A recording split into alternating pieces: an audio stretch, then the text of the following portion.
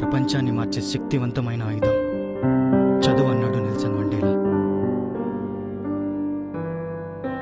ఎరా స్కూల్కి దా ఎక్కు.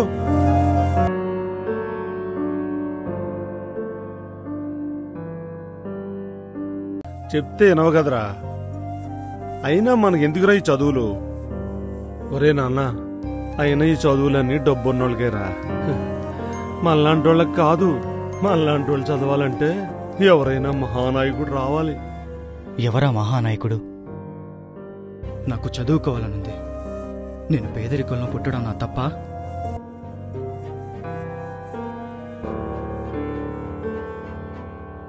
పుస్తకాలకి డబ్బులు కావాలి నాన్న. ఇప్పుడు లేవురా. సరే, కొడుక్కి పుస్తకం కూడా కొనివ్వలేకపోతున్నాను. ఏంటో నా బతుకు. ఈ దేశంలో అందరినీ సమానంగా ఓట్లడిగే నాయకులు సమానంగా విద్యందుకివ్వరు. నాలాంటి పేదవాడికి యూనిఫామ్ వేసుకోవాలనుంది, వాళ్ళలాగా షూ వేసుకోవాలనుంది, బ్యాగ్ వేసుకొని స్కూల్కి వెళ్ళాలనుంది. నాకు వాళ్ళలాగా ధైర్యంగా ఇంగ్లీష్ మాట్లాడాలనుంది. నా కలలను నెరవేర్చే నాయకుడు వస్తాడా?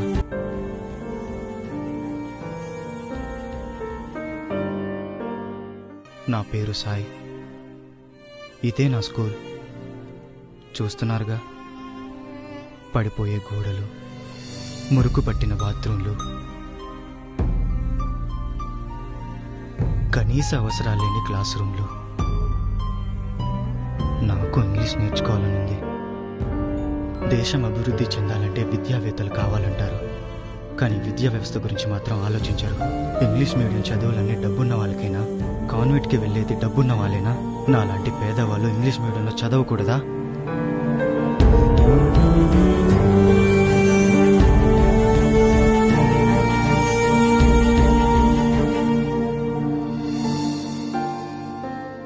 ఏం బామ్మా, పింఛన్ తీసుకున్నావా? ఎక్కడా? సర్లే, కోటా బియ్యం కూడా ఇస్తున్నారంట, ఎల్లి తీసుకో. వెళ్ళాను గాని లైన్లో నుంచుని ఎండ సంపేస్తుందని వచ్చేసాను. తిరిగి తిరిగి ఓపికైపోతుంది గాని ఇచ్చే నాదుడు లేడు. మా కర్మ ఎలా ఉంటే అలా జరుగుద్ది. ఏం చేస్తాం మరి, గట్టిగా అడగడానికి సరిపోము. ఇత్తే తీసుకుంటాం, లేకపోతే పత్తులుంటాం. పిల్లలు స్కూల్కి వెళ్ళారా అమ్మా? ఏం స్కూల్లో ఏంటో బామ్మ, మా బతుకులు ఇలా ఈడ్సాయి. పిల్లలు ఫీజులు కట్టలేదని ఇంటికి పంపేశారు. డబ్బులు లేక పిల్లలు బడికెళ్ళక నా పిల్లల జీవితాల్ని నాశనం చేసుకున్నారు. నాలా సరికడ్డమ్మా. మీ పిల్లలనైనా బాగా చదివించుకోండి. ఈ గవర్నమెంట్ వాళ్ళైనా మంచిగా ఉంటే బాగుండేది.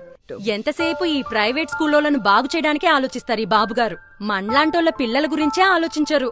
కాంట్రాక్ట్లైనా ఏమైనా ఆ ఉన్నోళ్ళకే ఇస్తారు, మనలాంటోళ్ళకేమివ్వరు.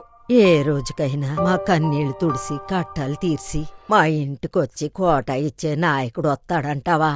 అయ్యో బామ్మ, ఇంటికి తెచ్చి రేషన్ ఇచ్చే నాయకుడొస్తాడా నీ పిచ్చిగాని?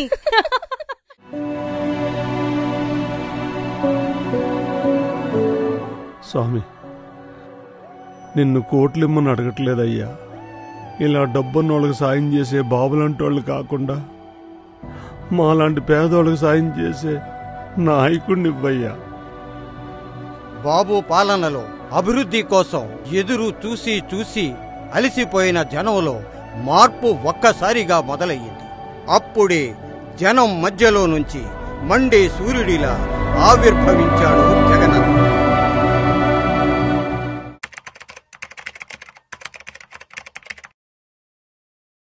మార్పు మొదలైంది.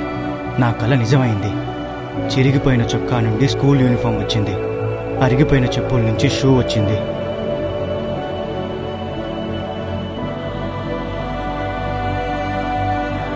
భుజాన బ్యాగ్ వచ్చింది, చదువుకోవడానికి బుక్స్ ట్యాబ్స్ వచ్చాయి. అన్నిటికంటే మించి నాకు ఇంగ్లీష్లో మాట్లాడే ధైర్యం వచ్చింది. ఏం పెద్దమ్మా, బాగున్నావా? ఇంటికొచ్చి ఇచ్చే నాయకుడు వస్తాడా అన్నావు, వచ్చాడుగా. జగన్ బాబు వచ్చాక అందరినోళ్ళు మోయెత్తనాడు నా పెద్ద కొడుకు. దేవుళ్ళంటోడు. ఇప్పుడు చూసావా, ఇంటికొచ్చి పింఛను తెల్లారేసరికల్లా ఎత్తనాడు. అప్పుడు బాబున్నప్పుడు ఎండలో మగ్గిపోయి మాడిపోయేవాళ్ళం. ఇప్పుడు చూడు ఎంచక్కా చేస్తున్నాడు. ఏ కట్టం వచ్చినా వాలంటీర్లు వచ్చి మేమున్నాం, మీకేం వచ్చినా మేము చూసుకుంటామని చెప్తున్నారు. నవ్వారు కదంటే ఇప్పుడు చెప్పండి. బాగా చెప్పావు పెద్దమ్మా. ఆ చంద్రబాబు అది చేస్తా ఇది చేస్తా అన్నాడే గాని మన పేదలకు పనికొచ్చేది ఇది చేసిందే లేదు. జగన్ బాబు వచ్చాక బతుకులు బాగున్నాయి. ఫీజు కట్టడానికి మా ఇంట్లో అడగడానికి చాలా భయం వేసేది, కానీ ఇప్పుడు డైరెక్ట్ అకౌంట్ లోనే వేస్తున్నారు.